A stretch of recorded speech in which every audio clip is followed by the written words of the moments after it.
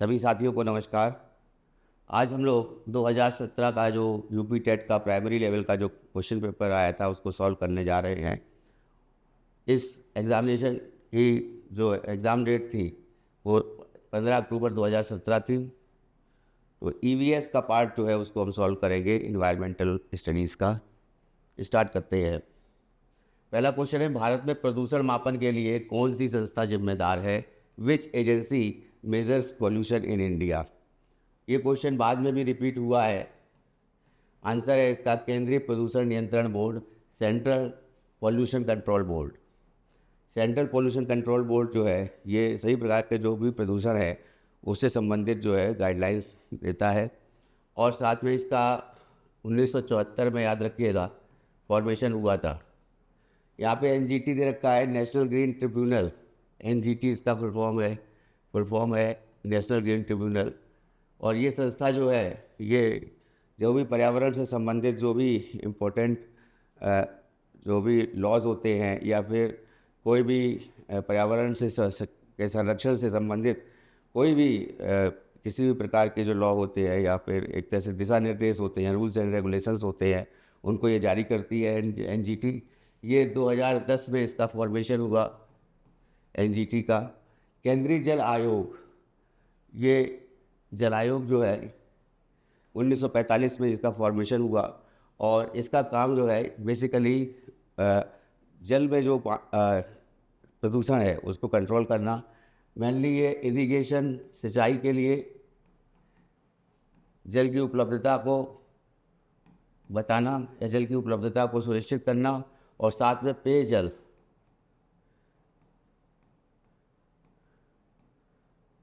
Drinking water जो है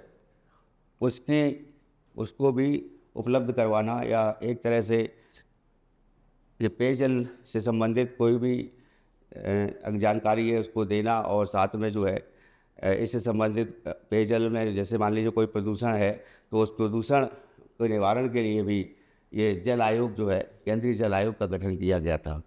तो इसमें इरिगेशन और ड्रिंकिंग वाटर आता है खास तौर से। Survey of India, survey of India जो है ये बेसिकली इसका हेडक्वार्टर जो है वो देहरादून में है। और सर्वे ऑफ इंडिया क्या करती है कि जो भी विभिन्न प्रकार के सर्वे होते हैं, और जो कि इकोनॉमिक सर्वे भी कह सकते हैं, आर्थिक सर्वेक्षण को लेकर के भी जो आंकड़े आते हैं, या फिर जो कह सकते हैं कि सामाजिक जो सर्वे होते हैं, बीमारियों से संबंधित सर्वे होते हैं, उस सभी प्रकार के सर्वे जो है सर्वे ऑफ इंडिया के द्वारा जारी किए जाते हैं। नेक्स्ट आते हैं, कोटोपैक्सी सक्रिय ज्वालामुखी कहाँ स्थित है? ये क्वेश्चन भी रिपीट हुआ है। कोटोपैक्सी सक्रिय ज्वालामुखी जो है ये एंडीज पर्वत श्रेणी जो है ये दक्षिण अमेरिका की सबसे लंबी पर्वत श्रेणी है, या कह सकते हैं विश्व की सबसे लंबी पर्वत श्रेणी दक्षिण अमेरिका में एंडीज पर्वत श्रेणी है। और इसकी सबसे ऊंची चोटी माउंट अकांकागुआ है। 7200 किलोमीटर की इसकी लंबाई है एंडीज़ की। और ये एंडीज़ में ही कोटोपैक्सी ये ज्वालामुखी पर्वत है, ये इक्वाडोर में है, याद रखिएगा इसको, इक्वाडोर।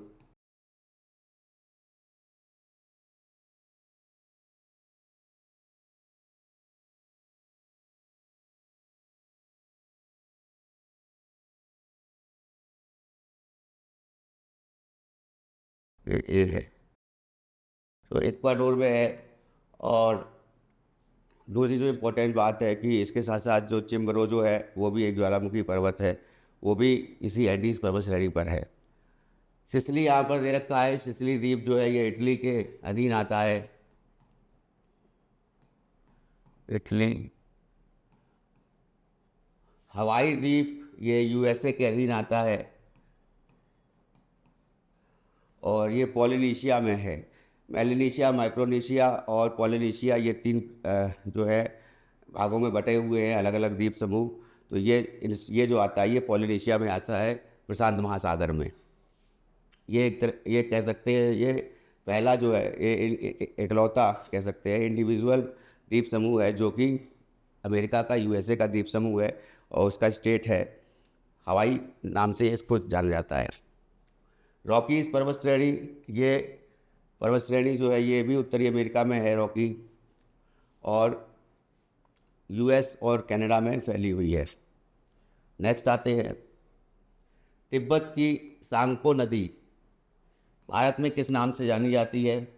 सांगपो नदी के नाम से तिब्बत में जानी जाती है ब्रह्मपुत्र नदी। ब्रह्मपुत्र नदी भारत में है और इसका उद्गम स्थान ब्रह्मपुत्र नदी का वो मानसरोवर झील है। सरोवर झील, अब ये मानसरोवर झील के पास से निकलती है ब्रह्मपुत्र नदी। 3 नदियां हैं जो मानसरोवर के पास से निकलती हैं, एक है सिंधु, दूसरी है सतलज और तीसरी है ब्रह्मपुत्र।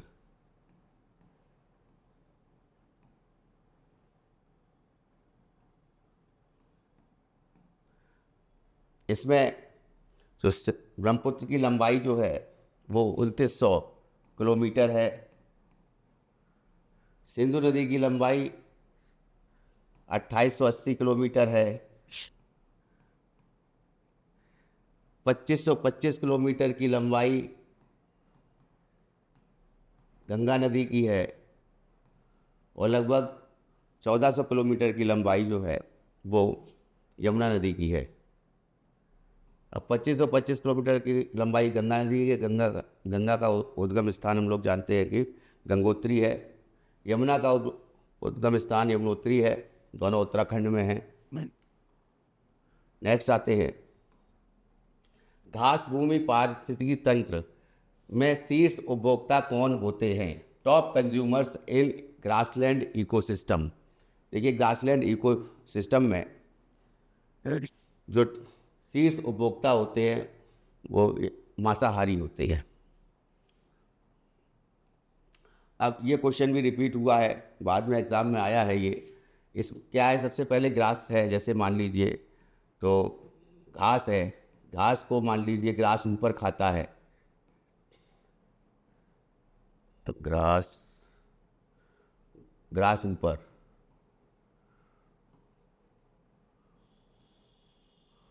उसके बाद ग्रास ऊपर को मान लीजिए फ्रॉग खाता है या यहाँ पे, और फ्रॉग को स्नेक खाता है, स्नेक को बाज या चील कह सकते हैं, वल्चर खाता है, गिद्ध। और इस तरीके से क्या है, ये प्रोड्यूसर हो जाते हैं, घास प्रोड्यूसर होती है। फिर ग्रास ऊपर ये प्राइमरी कंज्यूमर होते हैं, ये सेकेंडरी कंज्यूमर होते हैं, और स्नेक भी सेकेंडरी कंज्यूमर कहा जाएगा, सेकेंडरी कंज्यूमर 2। और वल्चर यहाँ पर जो है ये भी टर्सरी कंज्यूमर होते हैं। इसके बाद में, वल्चर के बाद में अगर मान लीजिए डिकम्पोजर्स होते हैं, डिकम्पोजर्स जिनको अपघटक बोलते हैं,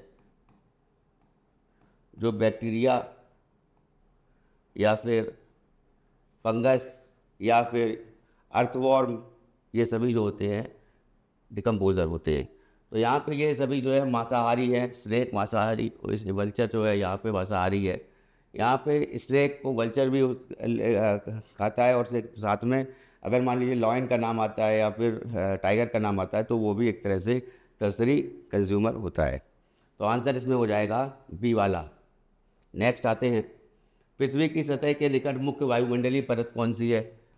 इन सभी लोग जानते हैं कि वायुमंडलीय परत जो है पृथ्वी के सबसे पास में क्षोभ मंडल है, ट्रोपोस्फीयर है। पृथ्वी अर्थ के ऊपर सबसे पहले ट्रोपोस्फीयर आता है या क्षोभ मंडल आता है। ये 0 से 10 किलोमीटर तक की ऊंचाई होती है इसके,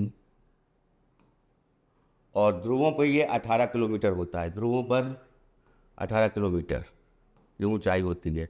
उसके बाद 50 किलोमीटर तक, 10 से 50 किलोमीटर तक स्ट्रेटोस्फीयर आता है, जिसको समताप मंडल कहते हैं, ट्रोपोस्फीयर को क्षोभ मंडल कहते हैं। समताप मंडल में ही 30 से 50 किलोमीटर की ऊंचाई पर ओजोन लेयर पाई जाती है, O3 लेयर, जो हमको अल्ट्रा वायलेट रेडिएशन से बचाती है।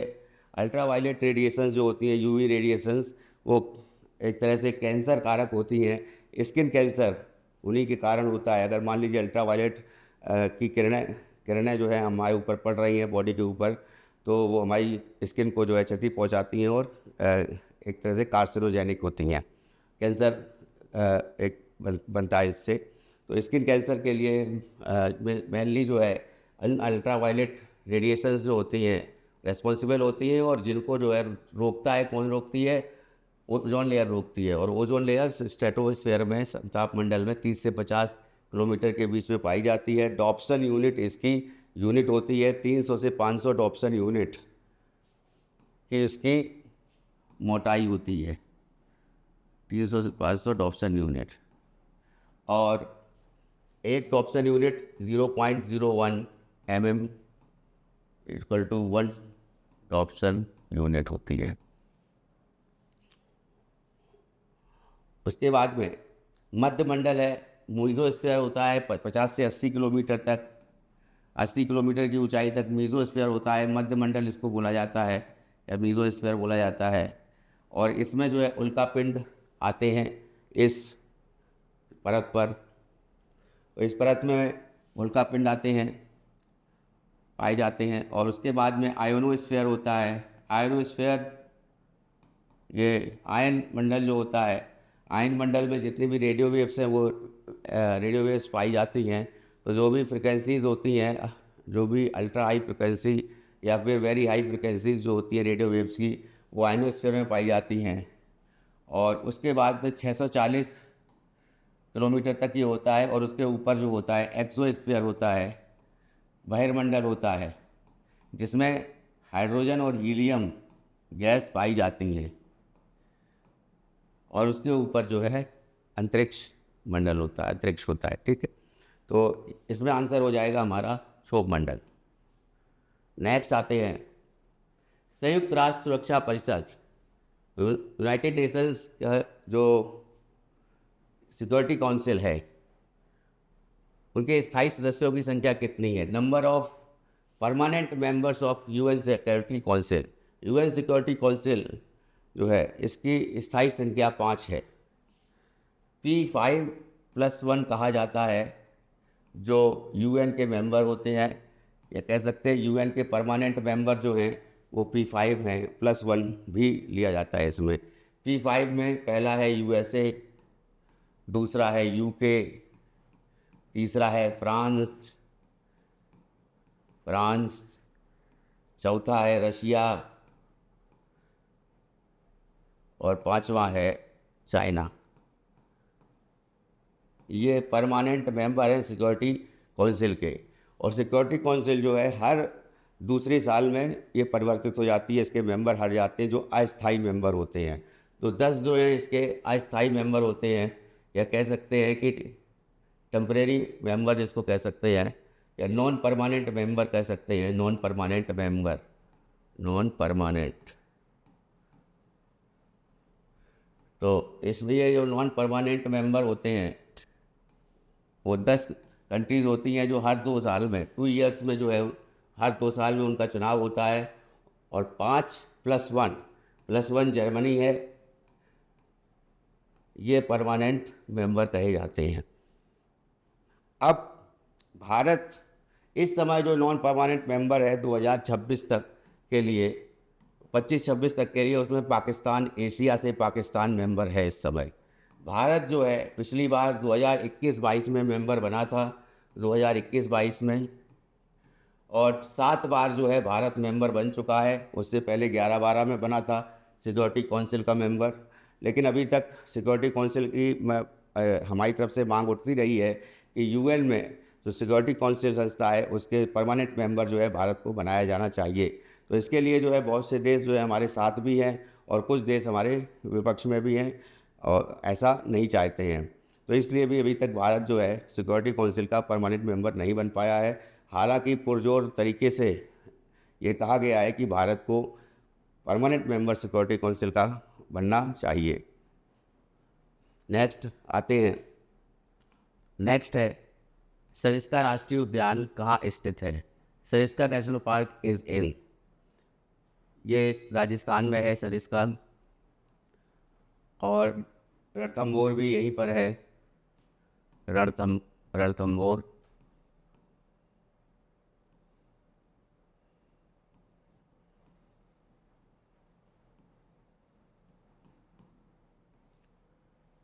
और भी नेशनल पार्क्स हैं, वो भी एग्ज़ाम में पूछे जा चुके हैं। जैसे पश्चिम बंगाल में जलदापारा, ये बहुत पूछा जाता है। गुजरात में गिर बहुत पूछा जाता है।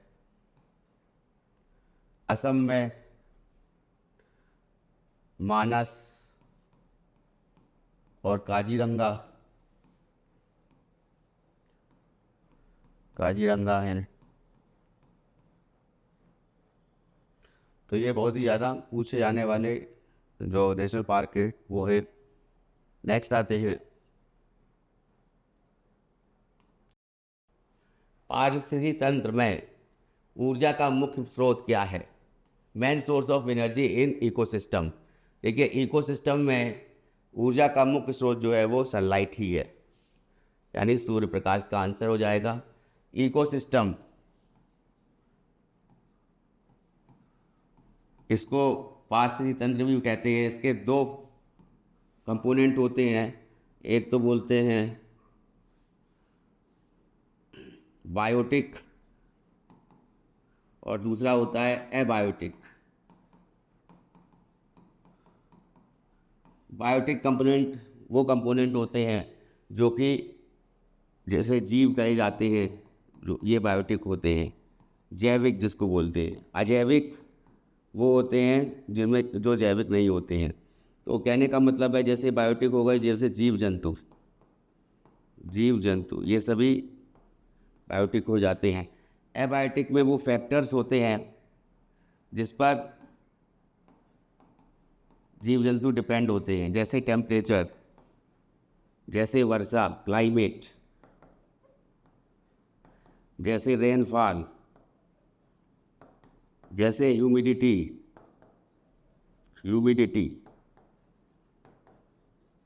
तो ये सब कुछ फैक्टर हैं जिन पर जो है ये एबायोटिक फैक्टर कहे जाते हैं, जिन पर बायोटिक फैक्टर डिपेंड होते हैं। यहाँ पर रहता है एटीपी, एडेनोसिन ट्राइफॉस्फेट जो होती है, ये माइटोकॉन्ड्रिया में जब जो powerhouse of the cell कहा जाता है, तो माइटोकॉन्ड्रिया में जब एनर्जी का फॉर्मेशन होता है एनिमल सेल में, तो यहाँ से एटीपी निकलती है, एडेनोसिन ट्राइफॉस्फेट। यही पावर हाउस होती है जो माइटोकॉन्ड्रिया में पाई जाती है, इसीलिए इसको powerhouse of the cell कहा जाता है माइटोकॉन्ड्रिया को। उसके बाद डीएनए और RNA, deoxy ribose nucleic acid और राइबोज न्यूक्लिक एसिड। तो डीऑक्सी राइबोज न्यूक्लिक एसिड जो है ये ब्लड में पाई जाती है, आरएनए जो है लिम्फ में पाई जाती है। नेक्स्ट आते हैं, एग मार्क किससे संबंधित है। एग मार्क जैसे पहले इससे लिखा हुआ है एजी मार्क, यानी एग्रीकल्चर, यानी जितने ही प्रोडक्ट हैं, उत्पाद हैं, वो उत्पाद जो कृषि से संबंधित हैं, कृषि उत्पाद हैं, एग्री प्रोडक्ट्स हैं, वो सभी उत्पाद जो हैं उनकी गुणवत्ता, उनकी क्वालिटी को सुनिश्चित किया जाता है, उसका मानकीकरण किया जाता है, और वो क्वालिटी कौन से के बाद में जो है उसको सुनिश्चित कौन करता है, एग मार्क करता है। तो एग मार्क जो है ये गुणवत्ता से संबंधित है, बाकी पैकेजिंग से संबंधित नहीं है, प्रोसेसिंग से संबंधित नहीं है, ना ही प्रोडक्शन से संबंधित है। नेक्स्ट, आर्सेनिक जल प्रदूषण सबसे अधिक कहाँ पाया जाता है। देखिए, आर्सेनिक जो प्रदूषण है वो सबसे ज़्यादा वेस्ट बंगाल में पाया जाता है और गंगा नदी में पाया जाता है, ये भी याद रखिएगा, गंगा रिवर में। अब गंगा नदी जो है जैसे जैसे उत्तराखंड से उतरती है, गंगोत्री से उतरकर जो है सबसे पहले जो है वो, फिर उसके बाद जब नीचे आती है तो भागीरथी के नाम से जानी जाती है, फिर गंगा प्रवेश करती है मैदानी इलाकों में हरिद्वार से, और वहाँ से जो है ये उत्तर प्रदेश में बिजनौर से के अंदर आती है। उसके बाद फिर जो है ये उत्तर प्रदेश में बहती हुई फिर उसके बाद में बिहार, बिहार के बाद में पश्चिम बंगाल जाती है। तो पश्चिम बंगाल में जाकर जो है यहाँ पे सबसे ज़्यादा जो है प्रदूषण, जो कंटामिनेंट्स होता है वाटर में, जो कह सकते हैं कि जो बाहरी तत्व हैं, वो कंटामिनेंट्स जो हैं वो गंगा रिवर में सबसे ज़्यादा हो जाते हैं। तो आखिरी में जाकर के ये आर्सेनिक जो होता है, ये तत्व जो होता है आर्सेनिक, ये गंगा रिवर में मिलता है और इसमें ये वेस्ट बंगाल में सबसे ज़्यादा पाया जाता है। नंबर 2 पर जो आर्सेनिक पाया जाता है वो मध्य प्रदेश में पानी में पाया जाता है। मध्य प्रदेश में जो चंबल नदी है और यमुना नदी है उसमें जो है पाया जाता है, यमुना और चंबल में, मेनली चंबल नदी में, ठीक है, चंबल नदी में। तो आर्सेनिक नंबर 2 पर जो है एमपी है, नंबर 1 पर वेस्ट बंगाल है। इसमें जो है आर्सेनिक, अब आर्सेनिक से होता कौन सा रोग होता है जिसके कारण होता है, तो ये जो है इससे जो होता है आर्सेनिक से कैंसर हो जाता है। मान लीजिए गंगा का पानी जो है प्रदूषण युक्त हो जाता है, उसके बाद जो है उसमें नहाने से और उसके बाद जो है उसको पीने से जो है कैंसर हो सकता है, लंग कैंसर भी हो सकता है और साथ में किडनी कैंसर भी हो सकता है इसको पीने से। तो आर्सेनिक का जो तत्व का जो स्तर है वो बहुत कम होना चाहिए, बल्कि ना के बराबर होना चाहिए, ठीक है। तो आंसर हो जाएगा इसमें सी वाला। नेक्स्ट आते हैं वन्य जीव संरक्षण अधिनियम, wild life protection act. Wild life protection act कब पारित हुआ? Wild life protection act was passed in, ये 1972 में पारित हुआ था, वन्य जीव संरक्षण अधिनियम। अब हम और भी अधिनियम के बारे में जान लेते हैं। जैसे मान लीजिए पूछा जाता है कि इसके अलावा, वन्य जीव के अलावा इन्वायरमेंटल का पोल्यूशन को लेकर के इन्वायरमेंटल पोल्यूशन प्रिवेंशन एक्ट पूछा जाता है कि पर्यावरण संरक्षण अधिनियम, पर्यावरण संरक्षण अधिनियम, ये 1986 में ये अधिनियम बना, ये भी पूछा जाता है। उसके बाद वन संरक्षण अधिनियम, देखिए वन संरक्षण अधिनियम को लेकर के 2 बात हैं। अधिनियम कि 1927 में वन संरक्षण अधिनियम, भारतीय वन अधिनियम बना था, याद रखिएगा इस टाइम पे भारतीय वन अधिनियम बना था, भारतीय वन अधिनियम, वन संरक्षण अधिनियम नहीं बल्कि भारतीय वन अधिनियम। लेकिन उसके बाद में 1980 में ये बना और साथ साथ में 1980 में ही वन नीति भी बनी, वन नीति भी बनी, वन नीति पॉलिसी, फॉरेस्ट पॉलिसी। और 1988 में फॉरेस्ट पॉलिसी को का संशोधन किया गया था, इसका अमेंडमेंट किया गया था। उसके बाद आते हैं जल प्रदूषण को लेकर के कि जल प्रदूषण के संरक्षण के लिए, इसका संरक्षण के लिए ये कब अधिनियम बना? तो जल प्रदूषण संरक्षण अधिनियम ये जो है 1974 में बना। उसके बाद वायु प्रदूषण संरक्षण अधिनियम, ये जो है 1981 में बना। ये सभी, इसके साथ साथ बायोडाइवर्सिटी, जैव विविधता अधिनियम, जैव विविधता अधिनियम, ये 2002 में बना। तो ये आप लोग जो है ज़रूर याद कर लीजिए जो भी इम्पोर्टेंट अधिनियम है। नेक्स्ट आते हैं दूध से दही बनने की प्रक्रिया को क्या कहा जाता है या क्या कहलाती है? प्रोसेस ऑफ कर्ड फॉर्मेशन, ये किण्वन फर्मेंटेशन क्रिया कहलाती है। फंगस जो है इसके ऊपर बन जाता है, उसको दूध को सड़ाया जाता है और सड़ाने के बाद में फिर उसके बाद में दही बन जाता है। तो ये एक तरह से उसमें उसके ऊपर जो है फंगस होती है, तो वो फंगस जो है बैठ जाती है और उसके बाद जो है वो दूध जो है दही में कन्वर्ट हो जाता है, ठीक है। बाकी प्रकाश संश्लेषण के बारे में हमने पिछली क्लासेस में जो पेपर आए भी हैं उनमें प्रकाश संश्लेषण पूछा गया है, तो प्रकाश संश्लेषण के बारे में बताया भी है कि ये जो है वो विधि है जिसके द्वारा पौधे अपना भोजन स्वयं बनाते हैं। और कौन सा अंग होता है पौधों का जो भोजन बनाने के लिए जो होता है तत्पर होता है या फिर भोजन बनाता है, वो है लीफ, पत्ती। और तीसरी बात जो है प्रकाश संश्लेषण जो होता है ये होता किसके प्रेजेंस में है, क्लोरोफिल के प्रेजेंस में। और क्लोरोफिल जो है वो ही हरा रंग देता है पत्तों में, या फिर पौधा जो हरा रंग होता है तो हरे रंग जो होता है वो क्लोरोफिल के कारण होता है।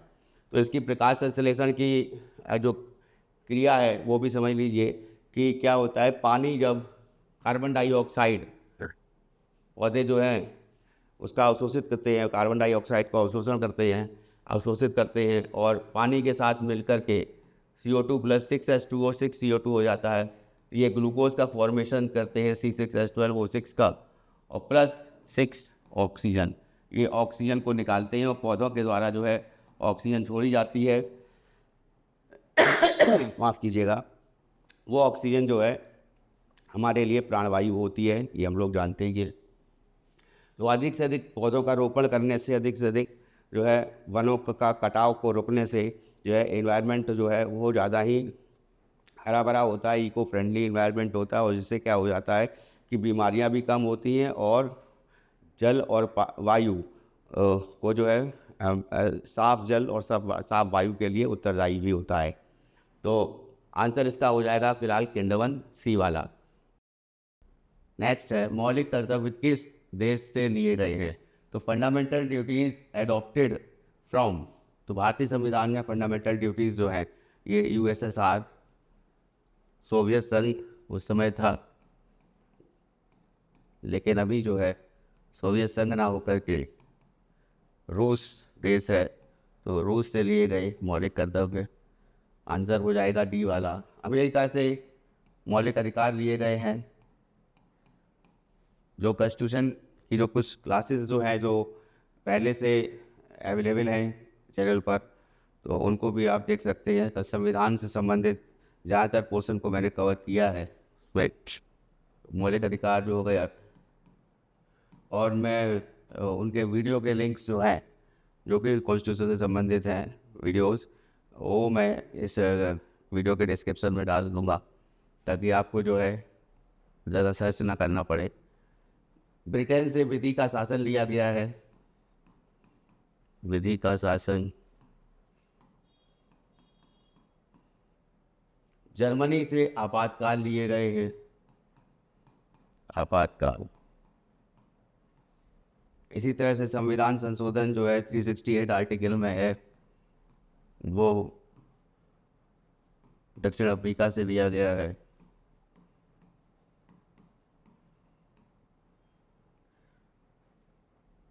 DPSP की बात करें तो directive principle of state policy नीति तत्व, वो आयरलैंड के संविधान से लिए गए हैं।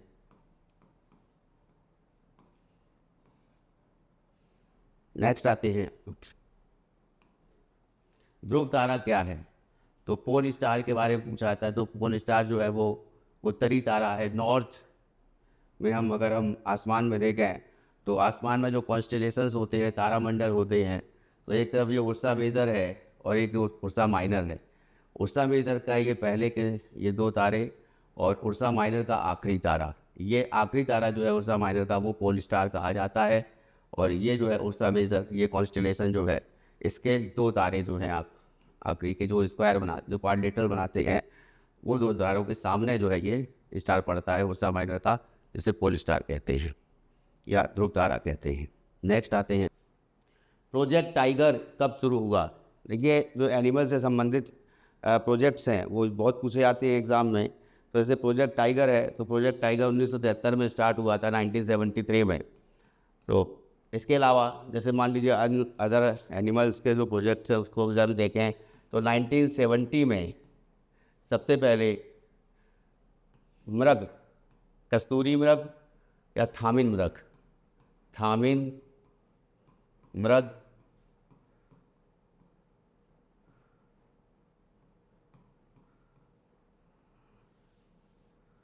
मृग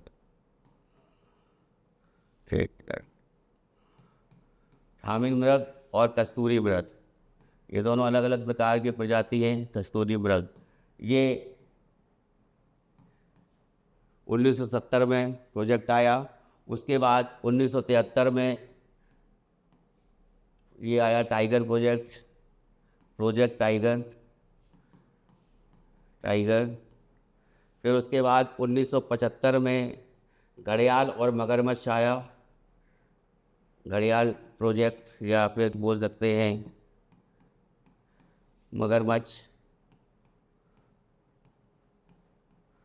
उसके बाद 1975 में, इसके अलावा 1975 के बाद में 1992 में 1987 में गेंडा प्रोजेक्ट आया। 1992 में हाथी प्रोजेक्ट आया। उसके बाद में 1992 के बाद में 2002 के बाद 2006 में गिद्ध प्रोजेक्ट आया वल्चर के लिए, गिद्ध प्रोजेक्ट आया। और 2009 में डॉल्फिन प्रोजेक्ट आया, डॉल्फिन। और साथ में स्नो लेपर्ड, एक मिनट, डॉल्फिन प्रोजेक्ट आया और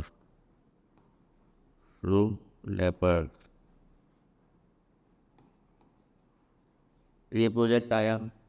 और 2012 में एक जो पक्षी है ग्रेट इंडियन बस्टर्ड, तो ग्रेट इंडियन बस्टर्ड जो है ये 2012 में प्रोजेक्ट आया। तो जितने भी ये प्रोजेक्ट है ये बहुत इंपॉर्टेंट है, इनको ज़रूर याद कर लीजिएगा, एग्ज़ाम में ज़रूर पूछा जाता है। हो सकता है कि पहले पूछा जाता हो कि केवल सिंगल पूछ लिया जाता रहा है, अभी हो सकता है कि आपको सुमेलित करने के लिए दे दिया जाए, या फिर कौन इनमें से सही है, या फिर इनको क्रम में लगाओ, इस तरह से भी क्वेश्चन आ सकता है। नेक्स्ट आते हैं, फूलों की घाटी कहाँ स्थित है। आप लोग को मैं पहले ही बता चुका हूँ, पुराने पेपर्स में भी ये क्वेश्चन आता रहा है। तो फूलों की घाटी जो है उत्तराखंड में नंदा देवी पर्वतमाला है, वहाँ पर जो है उत्तराखंड में फूलों की घाटी है। शांत घाटी भी पूछी जाती है, शांत घाटी साइलेंट वैली, ये नीलगिरी में है, नीलगिरी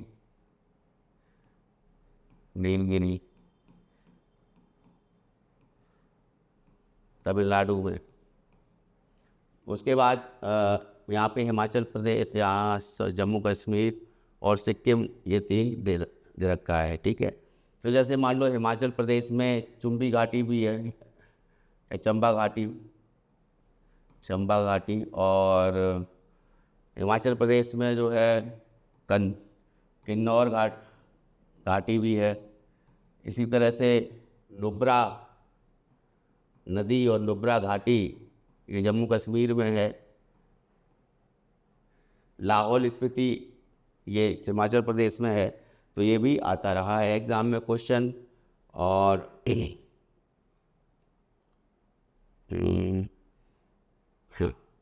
सिक्किम में अराकू घाटी है। नेक्स्ट पे आते हैं, वयस्क मानव में कुल हड्डियों की संख्या कितनी होती है। इजी क्वेश्चन है, सभी जानते हैं, 206। ठीक, नेक्स्ट आते हैं। नेक्स्ट है, ग्रीन पीस का मुख्यालय कहाँ स्थित है। Green peas headquarter is in, तो ये एम्स्टर्डम में स्थित है। और पूछे भी जाते रहे हैं मुख्यालय और ऑर्गेनाइजेशन के बारे में। जैसे बात करें तो ILO की बात करें, ILO हुआ, WMO हुआ, WHO हुआ, या WTO हुआ, इन सभी का मुख्यालय जो है वो जेनेवा में है,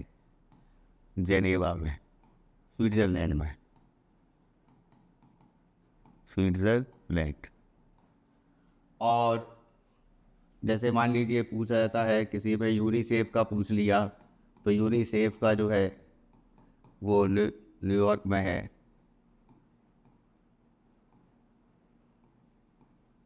और यूनेस्को का पूछ लिया मान लीजिए पेरिस में है, तो न्यूयॉर्क ये यूएसए में और ये फ्रांस में। Paris France. उसके अलावा जैसे मान लीजिए ईयू का पूछ लेते हैं कभी कभी, यूरोपियन यूनियन का, ये ब्रुसेल्स में है, ब्रुसेल्स बेल्जियम में।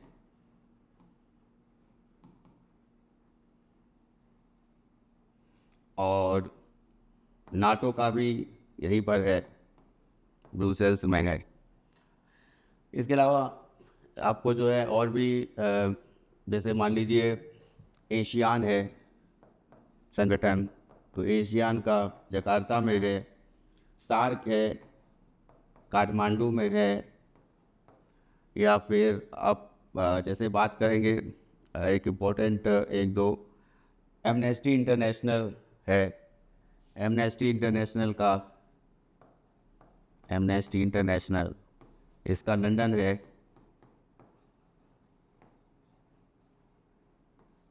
फाओ पूछ लेते हैं, फूड एंड एग्रीकल्चर ऑर्गेनाइजेशन, रोम है।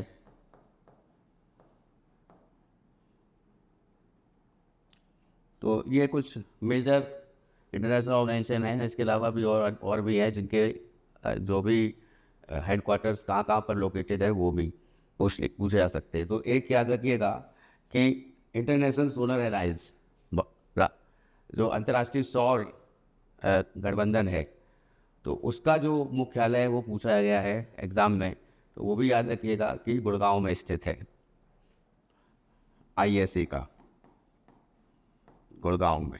गुरुग्राम हो गया है अब, गुरुग्राम।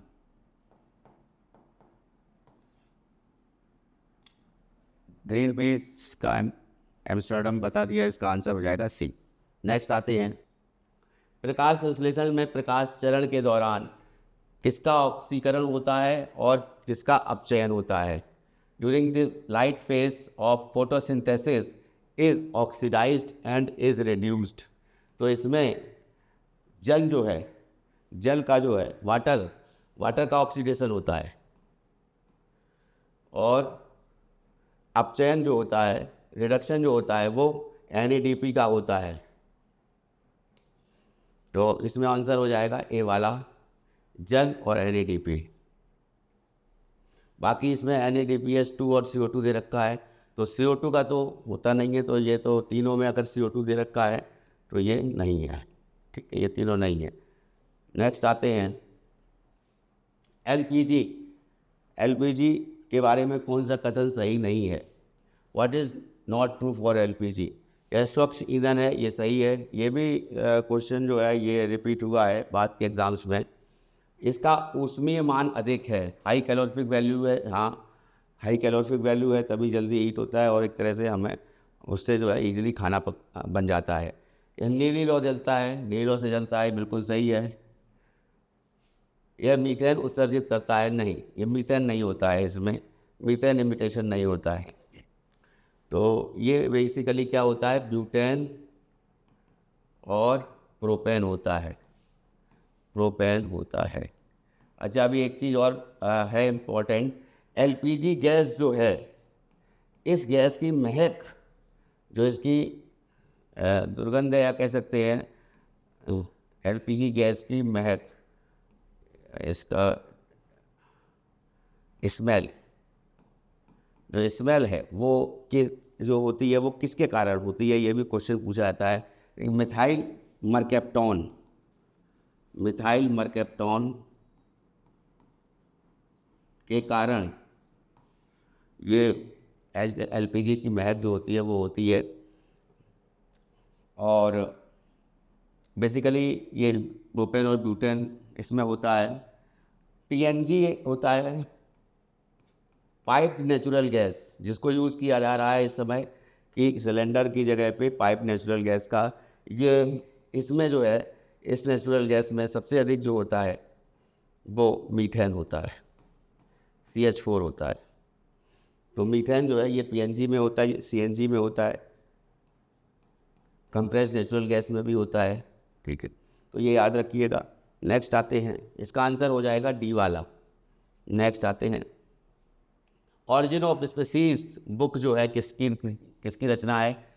ये is written by, origin of species is written by Charles Darwin के द्वारा ये किताब लिखी गई। सभी लोग जानते हैं ऑरिजिन ऑफ स्पीसीज के बारे में। अरस्तु, एरिस्टोटल, बहुत सी जो बुक्स हैं इन्होंने अलग अलग क्षेत्र में लिखी हैं, और इनको जो है लगभग ज़्यादातर विषयों में इनका योगदान है, चाहे वो समाजशास्त्र हो या अर्थशास्त्र हो या फिर बायोलॉजी के तो फादर ही कहे जाते हैं, फादर ऑफ बायोलॉजी। तो अरस्तु ने लिखी है पॉलिटिक्स।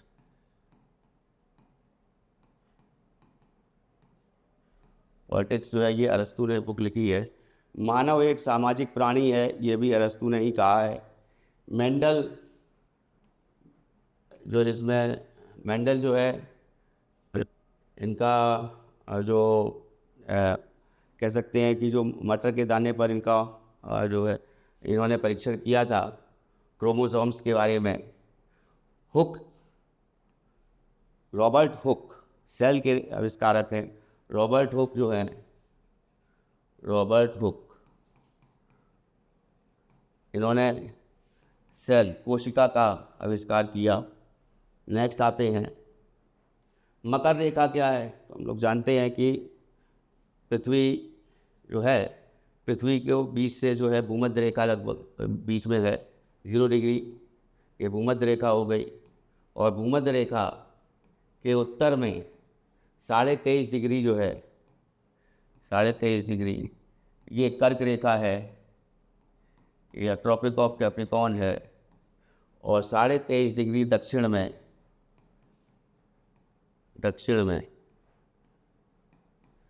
ये मकर रेखा है।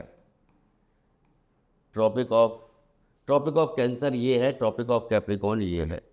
ठीक है, ये ट्रॉपिक ऑफ कैंसर और कैप्रिकॉर्न।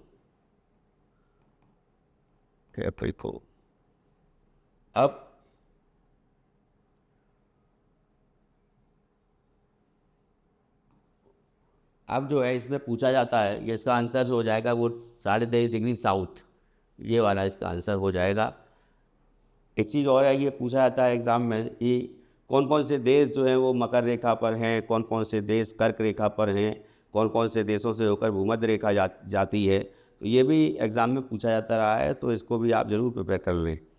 इसके अलावा जो है कौन सी जलवायु कहाँ पर पाई जाती है, तो इसके बारे में जब हम प्राकृतिक भूगोल के बारे में पढ़ेंगे तब हम इसको जो है डीपली आपको बताएंगे।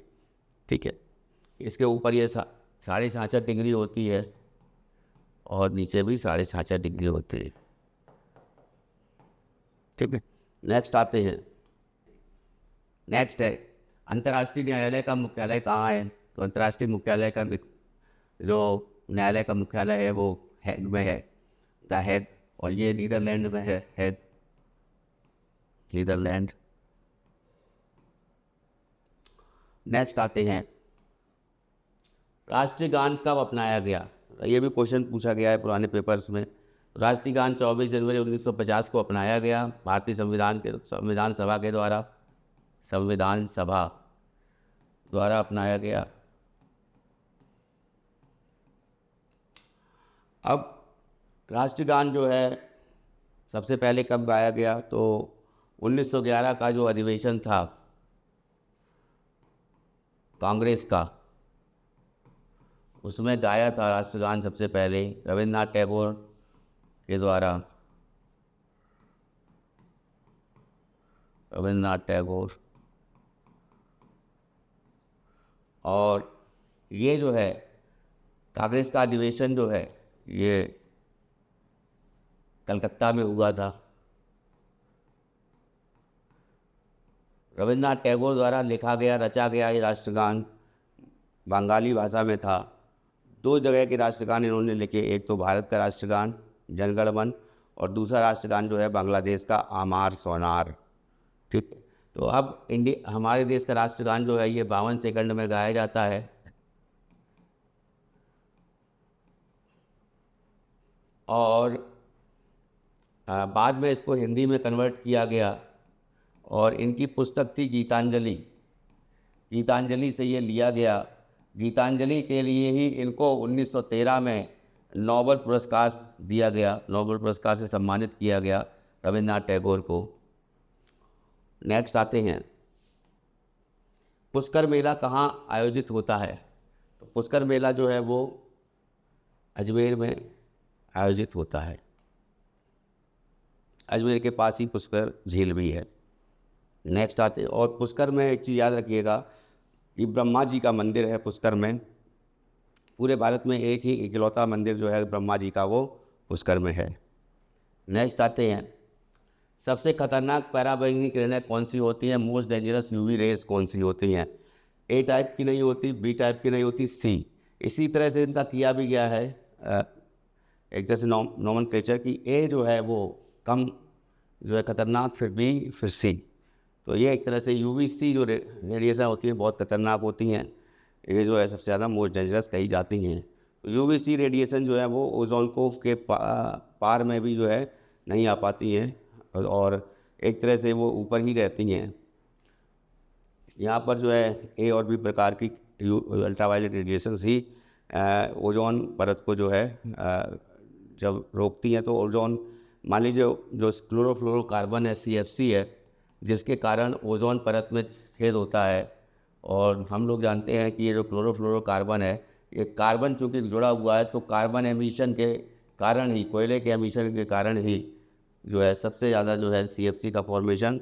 और ये जो इसको जो है क्लोरोफ्लोरोकार्बन, ये जो कंप्रेसर जो होता है या फिर कह सकते हैं रेफ्रिजरेटर होता है, उससे निकलती है और उसके बाद निकलने के बाद में जो है ये ओजोन परत को में छेद करती है।